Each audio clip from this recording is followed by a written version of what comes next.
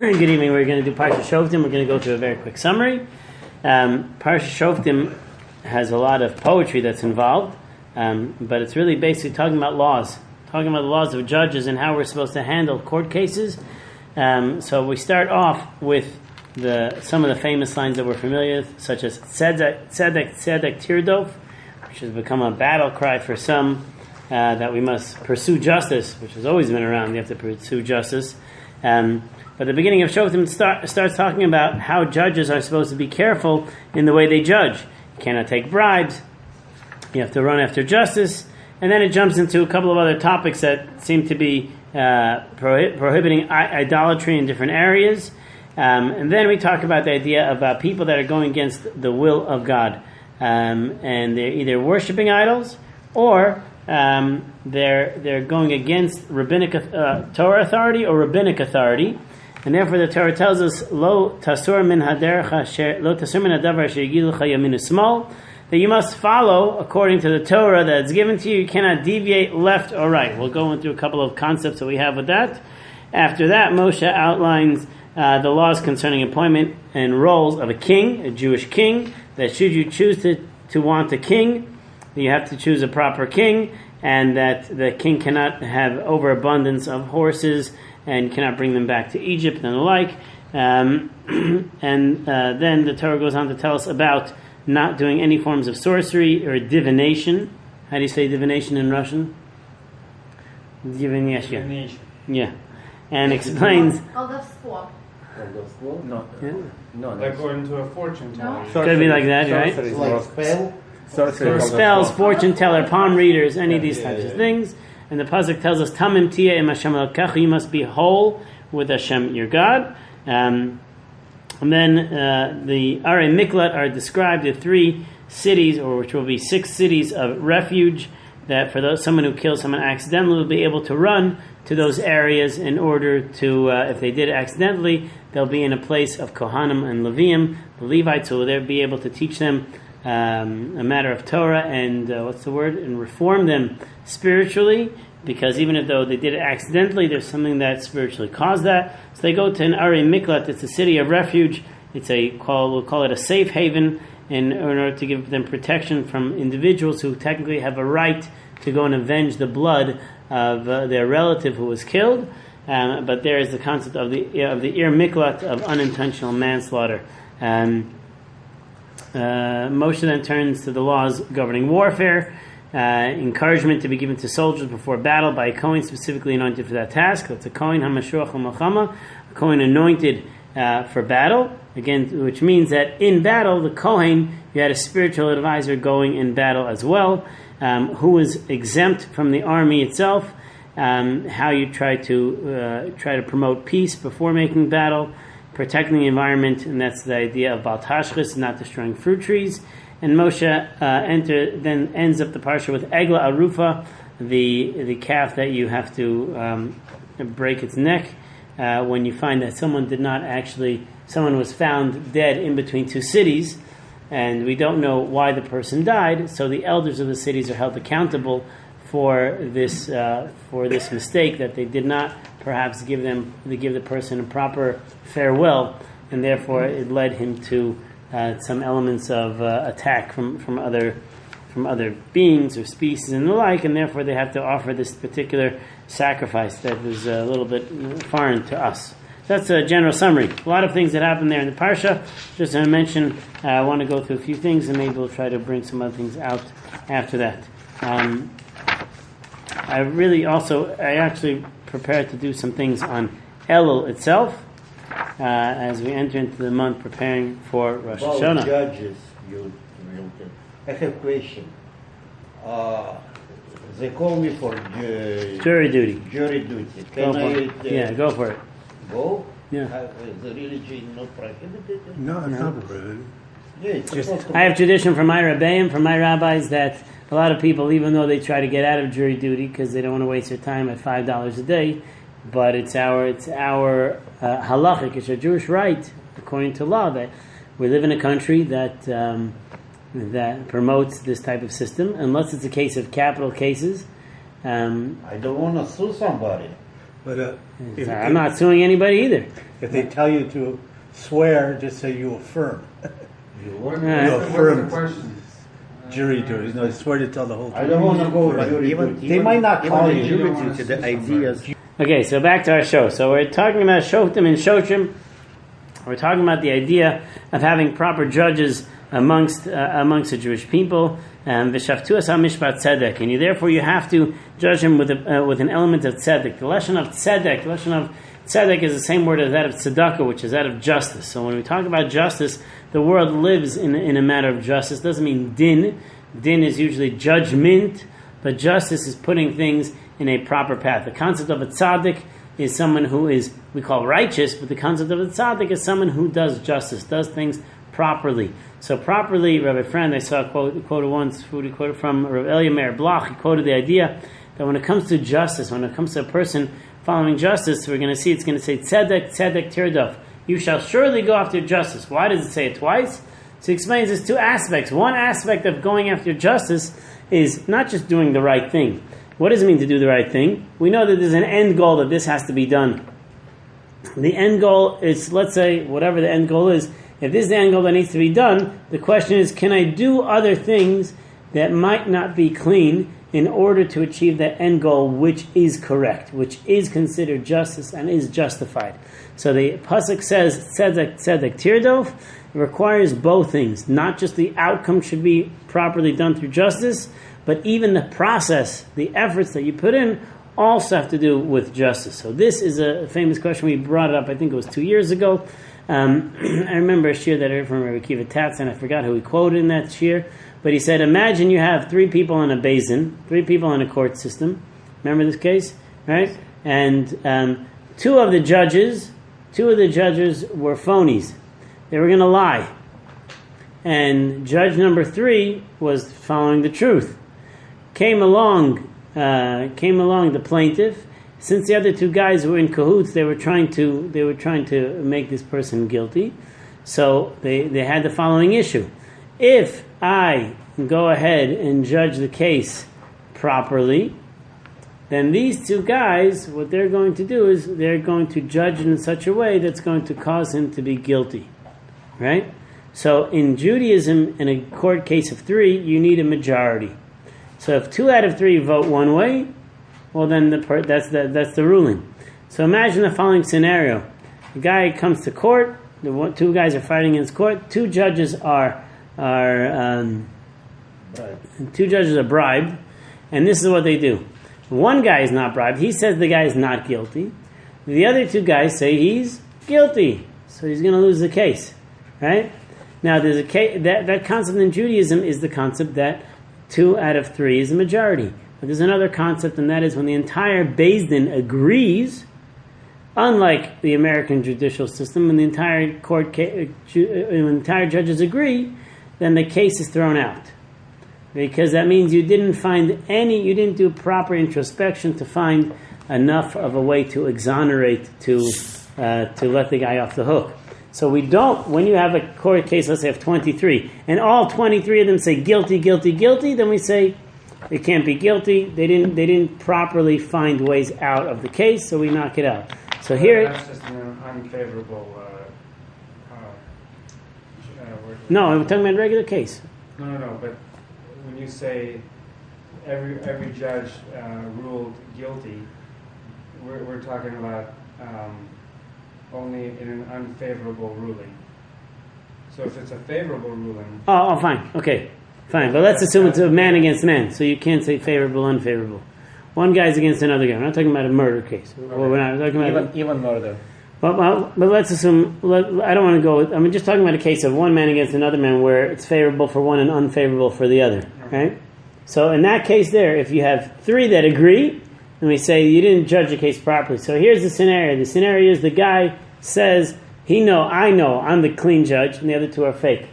So I know that the guy's not guilty. So I want to rule not guilty. I know that if I rule not guilty, and they rule guilty, then this guy is going to be caused to become guilty. Got it? Because the majority. So now, can I lie and say he's guilty, thereby making us all 3 agree nullifying the Beis Din, nullifying the court, and the guy ends up becoming to go scot-free. Can I do that?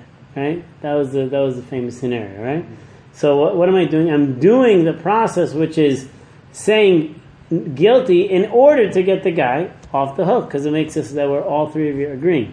So I believe in that scenario there, he said you had to recuse yourself. You had to say, I'm no longer going to be on this Beis Din, because even though you want to get the guy free, but that's still not the proper judicial process. So those two are not doing the right thing, and therefore you have to recuse yourself. You have to say, I don't want to be on this court if you know that they're being false. But you see over here, what do you mean? If I say he's not guilty, then the guy will. If I say he's guilty, then we'll all three agree, and we'll get him off the case. Can't do that, right? Yeah, Why? Because you need to have both process and result, both to be tzedek, both to be in the form of justice. So that's what Rabbi Meir Bach explains, is that many times in life we see many people that they're going and they're fighting for certain causes because that's the right thing to do, yet the way they're doing it is incorrect. That's a problem. That is a problem in that scenario. So when we're talking about our judges over here, we're discussing this idea of how it's not just a matter of, and a lot of what you're going to see in this parsha is putting thought into the approaches and the methodologies that we're actually doing. There is an aspect of that I'll just mention now, even though we're going to do it later, is that the concept of Elul, the month of Elul that we have before us. I should save it, but it's too bad I'm going to do it now. And that is that the Parsha Shoftim is usually read during the month of Elul. In the Sefer called Yesod V'Shorish V'Havoda, in the Sefer itself, he discussed the idea of what a person should start thinking about in the month of Elul. In this month, the month prior to Rosh Hashanah, so he says that in next week's Parsha, in Parshas Ki Teitzei, we're going to be talking about the case of, how do you say it in English? The Isha Yafas Toar, the woman of, help me out here, the beautiful woman taken captive. Familiar? Anybody? No? Yep. Yeah? So we're going to learn about a case that tells us about when you go to war and you take a woman captive, you let her marry her, you have to go ahead and you have to make her separate herself from her family of origin and the like. So the commentaries discuss this idea that it looks like it's simply talking about a particular mitzvah about how you deal with a captive woman that you want to take as a wife, but it actually says in Zohar, it's talking about something much deeper. It's talking about how you deal with yourself in relation to God during the month of Elul, the month that you prepare for Rosh Hashanah. So what does that mean? So it says over there in the parsha, Uvachsa esaviv esimeh yerach yamim. The woman, you make her cry for her parents for an entire month, which means before you go into any marriage with her, you took this woman captive. You had a battle. You took her captive. Before you go into any marriage with her, you have to make sure that she wants to distance herself. She was willing to join up in your life, in your Judaism and the like, but she has to be able to cut off, and therefore she has to ubachsa, she has to cry for her mother and for her father for a month. We're not going into the legal ramifications of that. We just want to go into the understanding of what the spiritual side of the verse is actually talking about. So what's this whole thing talking about? So the Zohar explains, the holy work of the Zohar of Kabbalah explains that it's talking about Yerach Yamim. Yerach, which stands for a month, or the moon, is referring to a particular month.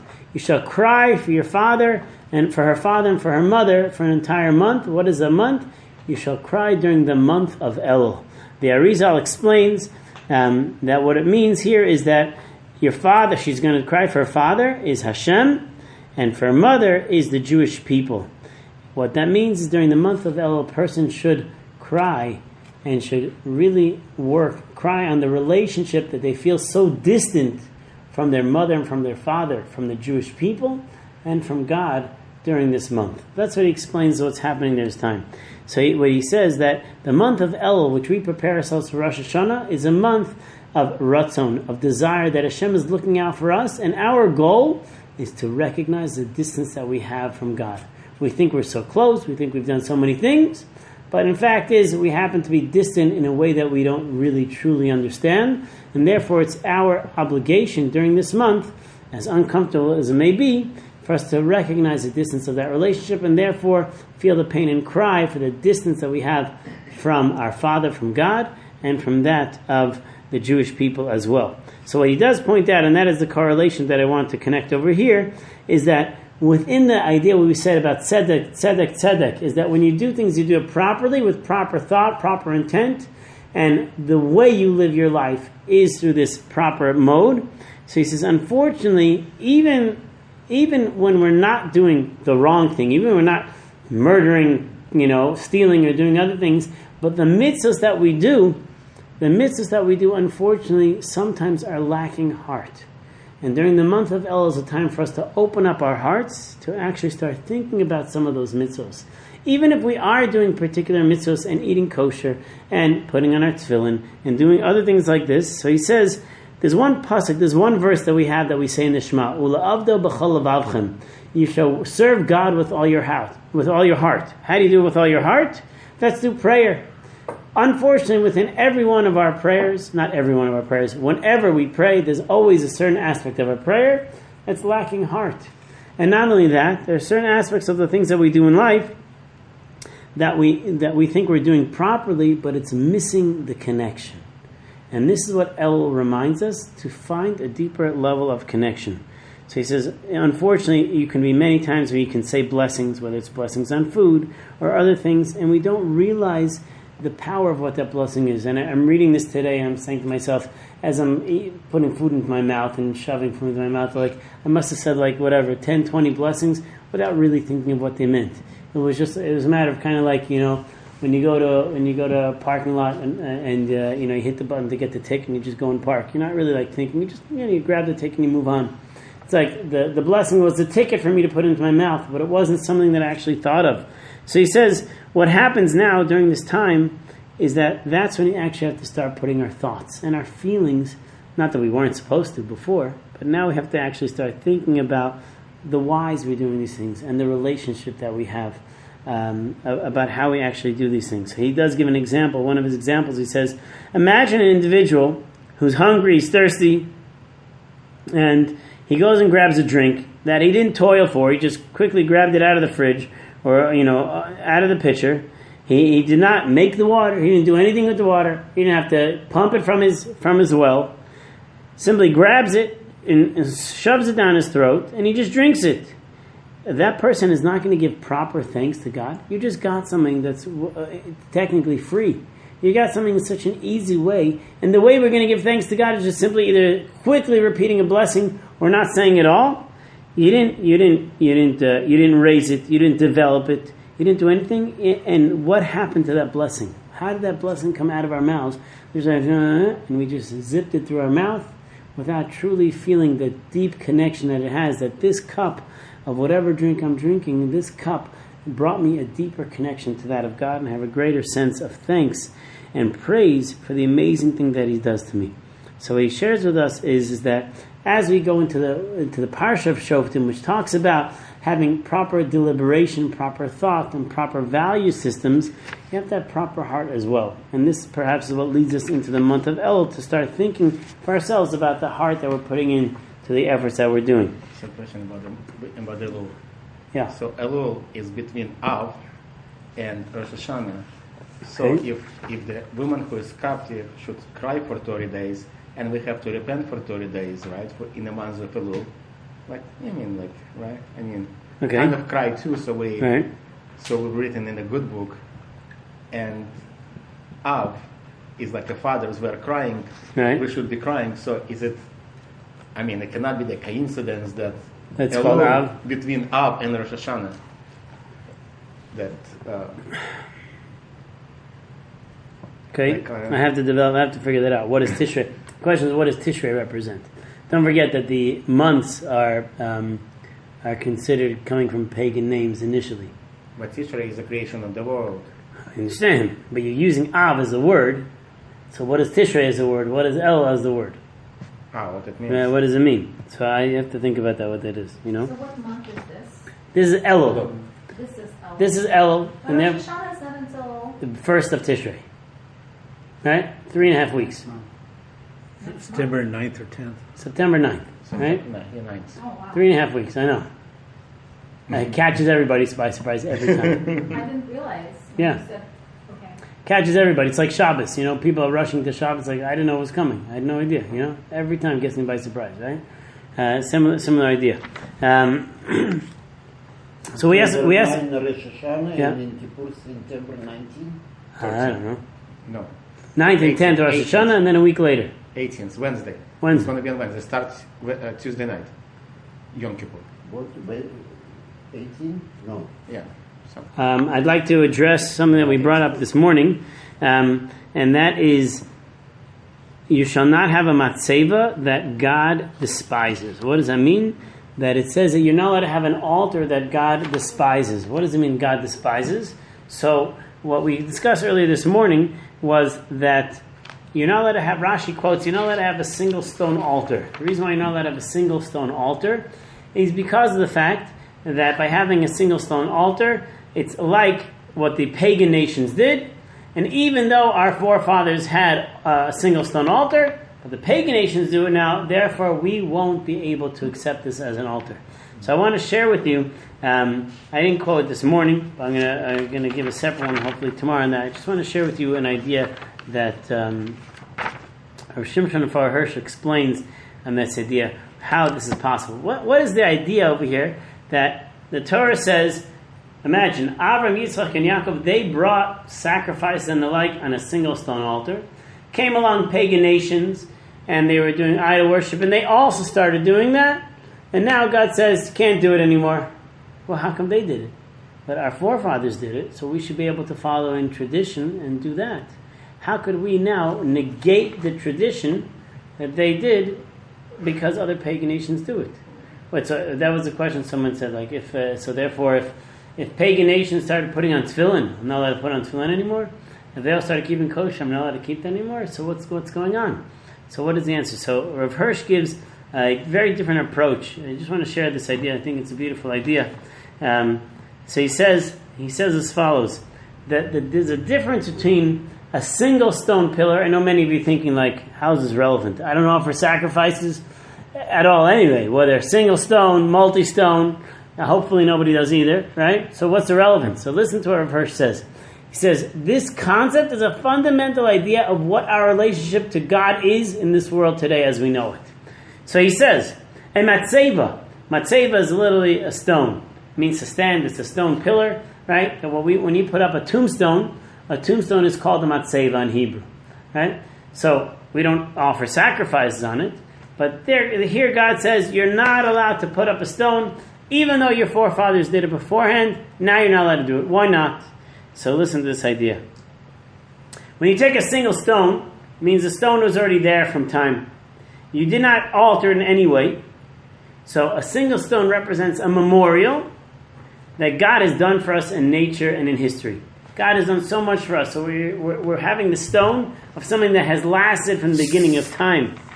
A mizbeach, though, which is what we call an altar, which is comprised of multiple pieces, whether stone, wood, and the like, is meant to represent the devotion of human activity to God. What does it mean, devotion of human activity? Is that now we have a relationship with God and we're taking part in this creation. So he says, before the Torah was given to the Jewish people, no complete national or individual life truly existed yet, where a person had to be totally devoted to God's Torah, right? Which meant that the primary responsibility of the patriarchs, of the avos, were to recognize God's majesty in the world. That was their goal. To see God and promote God that exists in the world. People didn't know that God existed. That was their goal. So therefore, if that was their goal, they needed to show the world that God exists and that God is part of nature and part of history. So for them to offer a sacrifice on a single stone means I want to introduce you to God. I want you to recognize that God exists in the world. And at that point, before the Torah is given, that's considered beloved by God. Because now, you, the forefathers, are promoting godliness in the world. People don't recognize how God controls history and nature and the like. But once the Torah is given, something's going to shift. Once the Torah is handed over to the Jewish people, and there's a revelation for the collective Jewish people, the single stone pillar is now included in the Mizbeach, is now part of this Mizbeach, which is a multi-unit altar. Because a multi-unit makes what's the distinction of multi-unit? I have to do something to build it. What does it mean? I put this stone, this wood, I put it together. What does it mean I'm putting it together? It means that, here's his line, it means the moral submission of the whole of the human being is law of the Torah. Worshipping God is not enough. It's not just simply you have to worship God, but rather you have to become a partner with God in creation itself. Becoming a partner with God in creation means you're putting together that which He gave you in the world in order to now connect to God. So to just use a single stone is a representation that you don't have anything to do with creation. You don't create anymore. You don't do anything anymore. You're just recognizing that God is in the world. But once the Torah is given, God gives us a Torah, not just to study it, not just to follow His laws, but to promote the world, to be a partner in creation with God in the world itself. And therefore, there's the difference between something which was already created and something which is now something that you actually have to put together. So when you build a mizbeach, when you build an altar, you're actually showing that my life in Torah is not just to do God's will, it's to be a partner with God, to promote His world and create His world with me as well. That's a huge idea. The huge idea we're being told over here is Torah is not just something that you follow. Torah is something that you actually work with Hashem to create, to change the world and actually build the world. This is a big idea for us to understand of what this actually tells us over here. So the matzeva, the single stone, which is just recognizing God, is replaced by the mizbeach, this multi-unit idea. Only a multi-stone altar built by man out of material created by God can properly represent man's post-revelation mission in the world. So you hear this idea. So the next time you're thinking about what Torah is, someone says to you, what's Torah? It's a book of laws? It's not a book of laws. Torah is the way I connect with God and the way I help God promote the world, and I actually build the world with Torah itself. God gave me these tools to help build the world. That's what Torah is really all about. That is the concept over here of what it's about. Got that idea? Got that idea? It's a big idea. It's not big enough for you? Keep thinking about it, but it's a big idea. It means need to put 2 stones. It literally means you have to put 2 stones. But it means that Torah is not something that's just in the past and a reminder. Torah is something that you build. You build it together. You have to put it together with your hands. You help the Torah continue. But when somebody says that why, if our forefathers were doing it a certain way, why can't we do it? So if Yaakov married 2 sisters and we're not allowed to, so nobody is asking this question, like saying, okay, you're not allowed to because everybody's going to be jealous. You don't want to create a jealousy between sisters. Okay. Right? So, like, it's the same idea. Forefathers did it, but we cannot. It's just whatever God said, we have to do. Okay, but he's asking the question. Well, I don't want to go there. I don't want to go there. The whole discussion on that.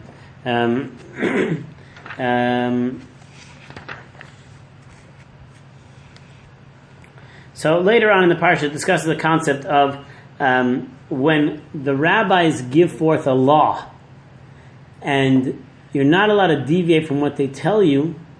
The question simply is: are the rabbis always right? This is the question of what we call rabbinic infallibility. Are the rabbis always right? Okay? Yes. So we would like to say, no. How could they be right? They're human beings. Human beings make mistakes. So I'm just going to quote for you from the Torah. The Torah says, Al-Pia Torah Asher Yerucha, according to the Torah that they guide you, and on the Mishpat and on the judgments, Asher Yomru L'cha Taseh, that they tell you to do, Lo Tasor Min Hadavar Asher Yigidu L'cha Yamin U'Shmol, you shall not deviate from what they tell you left or right. What does it mean, do not deviate from left or right? Rashi tells us, left or right, you know what that means? If they tell you that left is right or right is left, you have to follow them. So now, how do you deal with that? Right? How do you deal with that issue? How is left right? How is right left? Because you have to listen to authorities. It's a Rav, he has authority. He makes the decisions. If he said something, that means you have to follow. Even if the Rav is wrong, you still have to follow. So it's interesting to note that when we read this Rashi over and over again, we automatically have assumptions of what it means. It says over here, Afilu omer lecha, even if they tell you, al yamin shusmo, that right is left, and left is right, you have to listen to them. And certainly if they tell you that right is right and left is left, you have to listen to them. So now it doesn't say right is wrong and wrong is right. It says right and left. What are right and left referring to over here? We have different directions, right and left. Right? So we understand this to be that they're telling you, this is a fact, this is my right hand, and they go, no, it's not, it's your left hand. Right? So they're telling you about facts that facts are wrong. So I just want to share with you an idea that I heard from the Chasam Sofer. Not directly from the Chasam Sofer, because it was a couple of 100 years ago, but it would have been nice that I heard it from the Chasam Sofer. I heard in the name of the Chasam Sofer. The Chasam Sofer explains the idea of what right and left here represents. See, when you daven Shemona Esrei, when you pray, and you daven Shemona Esrei, one of the things that we do, we'll just stand up for it, is that when you finish your Shemona Esrei, you take 3 steps back, and then you bow, you say, Oseh Shalom B'Mramav, Hu Yaseh Shalom Aleinu, V'Kol Yisrael B'Mramei. You bow to the left, you bow to the right, and then you bow forward. Incidentally, when you say the blessing of Berchas Kohanim, and you're the Chazan, you say, Yivarech Hashem V'Yishmerecha, you go to the right, then you go to the left, and then you go forward. Right? This is opposite. But when you take your 3 steps back from Shemona Esrei, you say, Oseh Shalom B'Mramav, you go to the left, then you go to the right, and then you go forward. Why do we do that? Why do we bow in that direction? So the Magen Avraham says that actually there's a view that you should be bowing the opposite way. You should bow to the right, then bow to the left, and then bow forward. So why is it that we bow this way? The reason we bow this way, and you look in your even in your English, the commentaries and the Siddur will tell you, we bow to the left because it's as if we're facing God, and when we bow to the left, we're bowing to His right. Right is the ideal order that a person should go, and that is that the right is what brings a person closer to God. The right side is considered the part that has the deepest connection. So you're always supposed to do everything towards the right. So when we bow to the left, we're giving the greatest honor by bowing to God's right, because it's as if He's facing us. That's what we do. Right? So when I go this way, really I have to imagine as if God is facing me, and I'm really going to His right. Okay? So he says like this. And then I go to his left. Fine. So now he says the Chasam Sofer like this.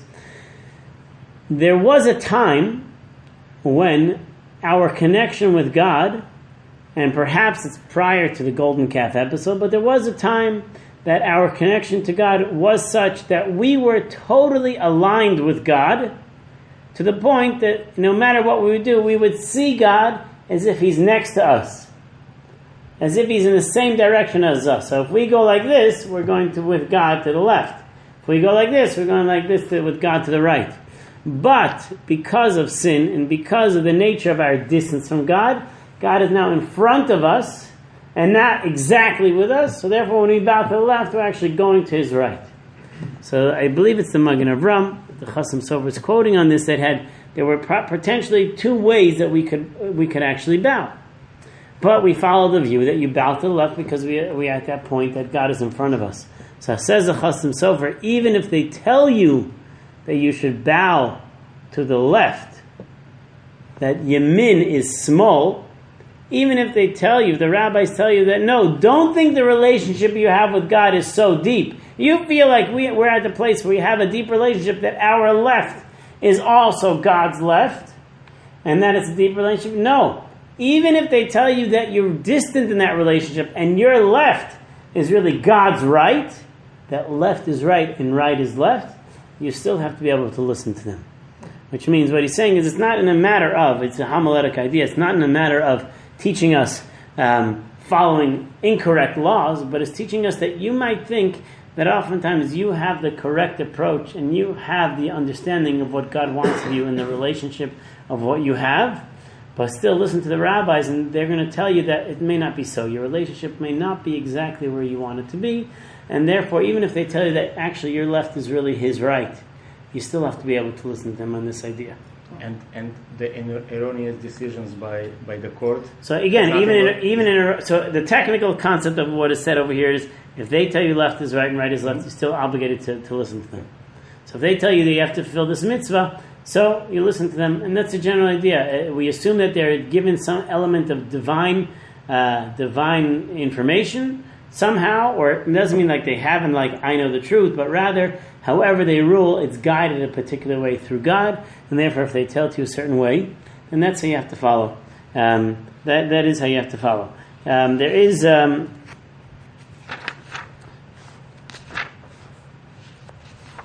I wanted to bring up one idea from the Chazon Ish, and that is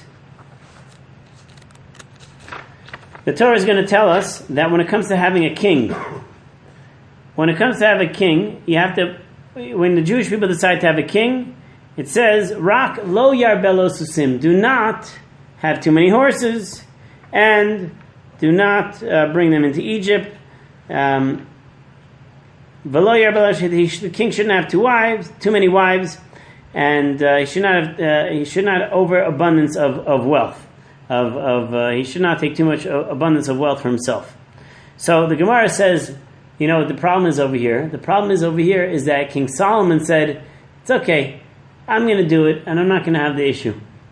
What's the issue? Because if I take all these things, then perhaps I'll be swayed and I won't be able to rule properly, I won't be a proper king. So King Solomon says, you know what? It's not going to happen to me. So the Gemara tells us, the Talmud tells us, it's for this reason that we don't actually, the Torah doesn't usually give reasons behind mitzvos. It doesn't give you the reason behind mitzvahs, because if you're going to have a reason behind it, then what's going to happen? Someone's going to come and say, that reason doesn't apply to me. Because King Solomon, who's the wisest of all men, said, this is not going to apply to me. Don't worry. I'm going to have extra wives. I'm going to have extra horses. It's not going to affect me. And what happened? It affected, and he got swayed by it. So Gemara says that's why the Torah doesn't like giving reasons behind it, because you're going to say why this reason doesn't apply to you. So Chazon Ish asks the question, if that's so, then in the beginning of the Parsha we have a problem. It says, Lo tikach shochad, do not take bribes. Ki ha-shochad ya'aver einei chachamim v'yisalef divrei tzadikim. Because bribes blinds the wise people and it distorts the words of the righteous. So why shouldn't I take bribes? Because something's going to happen. I'm going to do it. So ask the Chazon Ish, why are you giving a reason over here? You're giving a reason over here that I can just say to you, you know, I can take a bribe. It's all right. I have no problem. I know what the truth is of this law is. I know who's guilty. I know who's not guilty over here. How could you give a reason? It says you're not allowed to take a bribe. It should just say, don't take bribes. Whether you know the reason, I'm not taking bribes. Why does it actually give a reason over here? So the Chazon Ish explains that, unfortunately, we read the Torah incorrectly. We think it's a reason. The reason why you shouldn't take a bribe is because of the fact that it's going to distort your vision. It says the Chazon Ish in his Sefer Emunah and Bitachon, which talks about proper faith and how we have a trusting relationship with God. You're making a mistake. The Torah tells you don't take a bribe. Once the Torah gives you a law, it's not telling you because of this, I don't want you to take a bribe. Because I don't want you to take a bribe, that's why it's going to cause a person to sway away from God. Okay? Meaning, the fact is like this. There are many laws that exist in the Torah where we rely on ourselves. Let's say, kosher, right? I'm cooking, I did something wrong, I can judge for myself. Did I do it properly? Did I not do it properly? Right? I mixed the milk and meat. Was it 60? Was it not 60 times? You know? So I can look, okay, there was 60 times meat. It's fine, my pot's okay. Oh, what do you mean? It's like almost as if you're going with a bribe within yourself, because of the fact that your thoughts are swayed. You know, I just cooked this big fancy pot roast. Oh, that's not so fancy. I just cooked this big, I don't even know, is there any fancy cut of meat? Tortilla soup, that's fancy. Yeah. I just cooked this Chicken Kia. Chicken Kia. Okay? That has butter. I know. Butter, you can get margarine. Yeah? Yeah, margarine, yeah? What's wrong with butter? Beef cutlets. Whatever it is, I cooked a particular food, and now I'm not sure if it's not kosher anymore. Is it considered milk and meat? And so how do I rule on this? Okay, I can evaluate for myself. What do you mean? How can you evaluate? You can't be a judge for yourself. You're swayed because you want the chicken to be good, right? Yet we rely on that. We rely on many scenarios that even though you're favored to be the judge, we allow you to be a judge in your own case for many things. So says the Chazon Ish, to take an outside bribe is prohibited by the Torah. We generally allow you to judge things properly, but to take an outside bribe is prohibited from the Torah. Once we tell you it's prohibited from the Torah is going to tell you what's going to happen. Not because you might be swayed. We're prohibiting it, and therefore people are actually going to be swayed by these things. So it's a different way we actually look at the Torah. The Torah is guiding us in a way that is telling us that we're going to change the framework, the nature of who a person is. Because you'll take a bribe. I want my chicken soup to be kosher, and therefore I'm going to say that I'm going to evaluate properly that there's more chicken, way more chicken than milk, and therefore it's going to be okay. But when it comes to taking bribes, certainly from other people, that he says it's not that one leads to the other. It's that because Hashem defined it that a bribe is prohibited, therefore people are going to be swayed from it for that reason only. It's just a different. How about to give bribe? Cannot give a bribe. No? No, because then it's putting a stumbling block before the blind. Well, then it's a stumbling block before the blind. That's what I would look at it. I just want to, let's just end, let me just see. We'll end with well, I know, the truth is like this, in many cases you had to give bribes against different government officials or anything in order to save Jewish people and the like from enemies and the like. But when we're talking about actual Jewish people and Jewish court systems, so then you couldn't do it. But in many scenarios you have to, you have to do it outside of the Jewish system. We're talking about. You're giving a bribe, though. Is that different from taking a bribe? Well, you're not going to adjudicate properly if you're taking a bribe. If you're giving the bribe to a Jewish judge, so then you're being violation of a stumbling block. Right. So if it's a non-Jewish one, stumbling block. You're causing someone to stumble. You know. If I give you the bribe, I'm going to make you you're not giving a proper ruling, So it's hard, And non-Jewish bribery, how does that work? So it's a good question. Meaning, if it's to save the Jewish people, we're not, I had a landlord-tenant issue in our old house, and we went to the court, and when we went to the court, so we ended up settling outside of court. We went to the court, we go to the courtroom, like, I know that judge, right? So I was like, what am I going to do here? He should have to recuse himself instead of taking the case legally because he knows who I am. But we ended up settling outside of court. But technically, what if he didn't? Would I be allowed to go ahead and continue that case over there? It's a good question. I think in American law, you're not allowed to use bribery or any of these types of favoritism, so it could be prohibited. It could be prohibited from an American legal system. I don't know. What if they building the arrow, and sometimes it can be a problem. So you might have to pay someone. I don't know if it's happening or not. Would it consider a bribery? Because to get all the regulations, so the arrow can be built. That's a good question. I don't know if that's bribery. You're just asking for help of services. Or give a campaign donation to get favoritism. Yeah, why not? A campaign donation? Yeah. That's not bribery. You tell your congressman, I need this pothole fixed. By the way, I'd like to donate to your campaign before the election. Well, yeah. And you have to know in the regular case of the judicial system over here, what's considered bribery, what's considered corruption, maybe. Yeah, corruption maybe is the sure thing. Bribery, corruption. To make a government, democratic government official, do something that's illegal, or that you're just getting favor somebody over. It could be a good question, right? Corruption. But if let's say you're going to prevent some problem, like you said, this official on his own wants to cause trouble for people, Jewish people, and you're going to pay him off. It's not bribery. It's not corruption. So maybe what is that? Ransom. Yeah, something else. A good question. I don't know. If I give him tour on the boat or some resort to some. Yeah, it's the same thing as giving money, right? For what? No. Why not? For what in return, though? I don't know, because money is bribe, but if you do a gift, it's gift.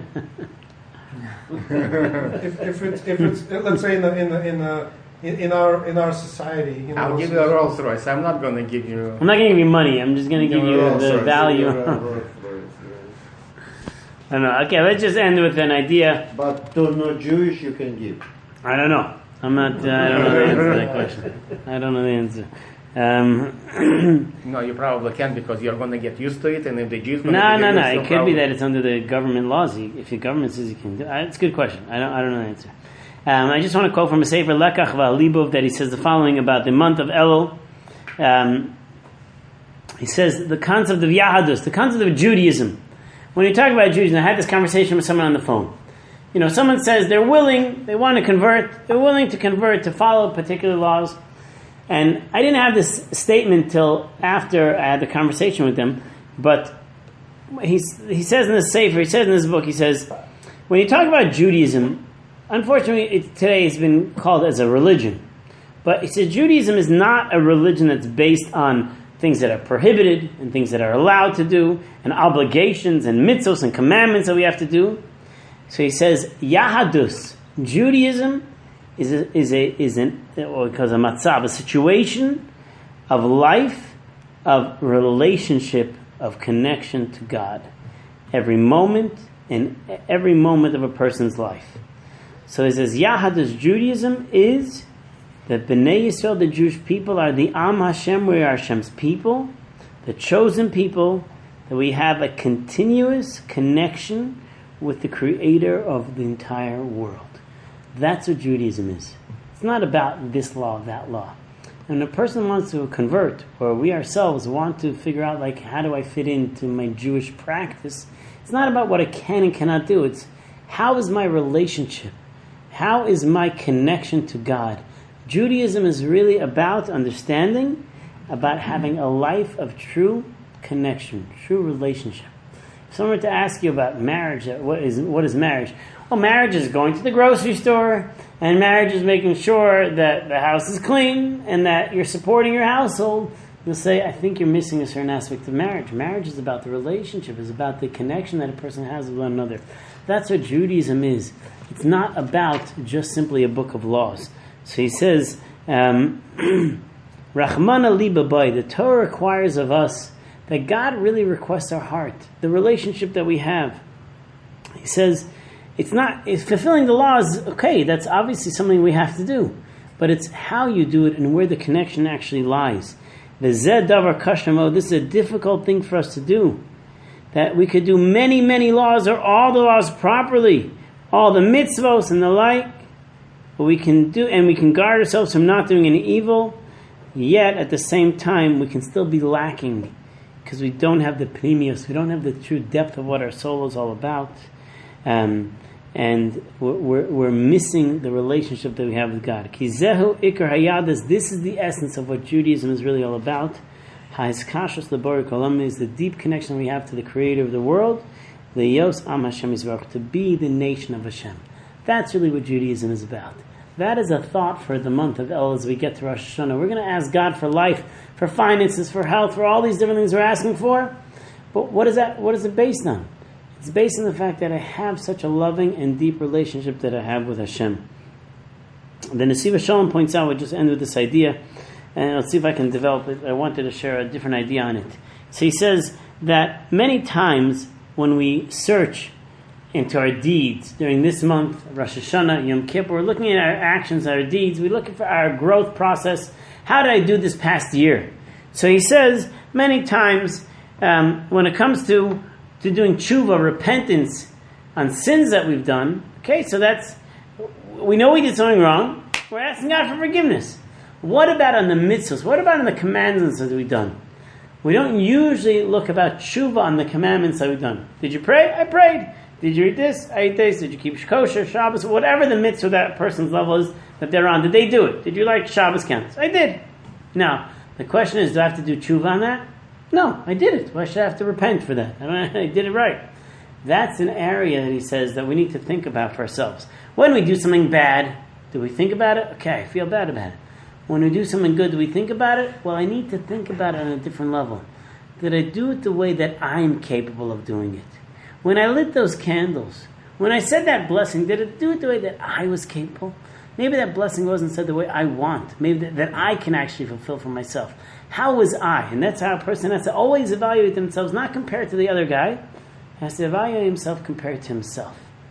how can I do it in my level? Did I do the proper way? So what he tells us over here is that you need to have a leiv nishbar v'nidka, a heart that is considered humble. That is true, we need to feel about the things that we've done wrong, but we also need to feel about those things that we've done right. Did I do it to my level? Did I do it to my caliber? So I'd like to add the following. I think as we get into Rosh Hashanah, it's important for us to have a spiritual accounting, and not just what we've done wrong, but really what we've done right. And to really look back at our year and say, hey, what did I accomplish spiritually this year? Hey, you know what? I started saying this blessing a little better. I started keeping this mitzvah a little bit more. I think it's important for us, in order to truly appreciate our growth process, to see where we can go further for next year, is to really look at what I did do. And if a person says I didn't do much, I'm sure everybody has done something. Everybody has done something that brought them to a higher spiritual level of growth. And I think that is a special area for us to think about. As we are talking about our relationship with God, we want to be able to say, you know what? I'm trying, and I'm doing something a little bit more than I did before, or a little bit better, a little bit holier, whatever it is, or I'm thinking a little bit better. I think maybe in the month of Elul we can start thinking about that now, is really what we are doing right and how we're taking steps to make it even better for ourselves, so we can have a beautiful year coming up for the upcoming year. Stop over here.